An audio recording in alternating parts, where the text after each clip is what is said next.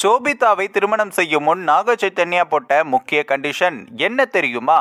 அதாவது சமந்தாவின் முன்னாள் கணவர் நாக சைத்தன்யா நடிகை சோபிதா துலிபாலாவை அண்மையில் திருமணம் செய்து கொண்ட நிலையில் இவர் சோபிதாவுக்கு போட்ட நிபந்தனை பற்றி தெரிய வந்துள்ளது. நடிகை சமந்தாவை சுமார் 7 ஆண்டுகளுக்கு மேல் காதலித்து திருமணம் செய்து கொண்ட நாக சைத்தன்யா 2021ஆம் ஆண்டு விவாகரத்து செய்து பிரிவதாகவும் அறிவித்தார்.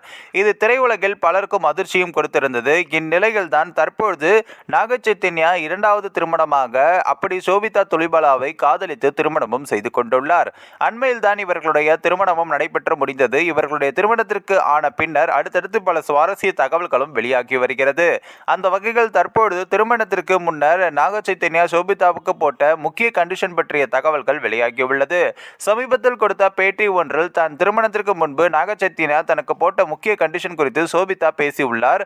நாகார்ஜுனா குடும்பம் ஒரு தெலுங்கு குடும்பம் என்றாலும் அவர்கள் தாய்மொழியை மிகவும் குறைந்த அளவிலேயே பேசுகிறார்களாம். அமலா பெரும்பாலும் ஆங்கிலத்தில் தான் தன்னுடைய மகன் அகிலுடன் பேசுகிறாராம். அகிலும் அமெரிக்காவில் பிறந்தவர் என்பதால் ஆங்கிலத்தில் பேசுவதையே வழக்கமாக வைத்துள்ளார். அதனால் நாக சைத்தன்யாவுக்கு குடும்பத்தில் யாருடனும் அதிகம் தெலுங்கில் பேச வாய்ப்பு கிடைக்காமல் போனது. இந்த நிலையில் தான் சோபிதா தெலுங்கு நன்கு பேசுபவர் என்பதால் திருமணத்திற்கு முன்பே அவர் வீட்டில் இருக்கும்போது தெலுங்கில் தான் பேச வேண்டும் என்கின்ற கண்டிஷன் போட்டு திருமணம் செய்து கொண்டாராம்.